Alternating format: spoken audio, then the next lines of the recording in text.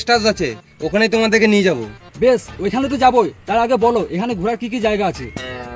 হ্যাঁ, ঘোরার জায়গা তো অনেক কিছু আছে, কিন্তু তোমরা কোন কোন জায়গায় ঘুরবে সেটা বলো। এখানে সাইট সিন কি কি আছে? হ্যাঁ, সাইট সিন তো অনেক কিছু আছে, যেমন তোমাদেরকে দেখিয়ে দেবো একটা নদী, ওখানে ভালো ভিউ আছে, ওখানে তোমরা দাঁড়িয়ে ফটো ফটো তুলে নেবে।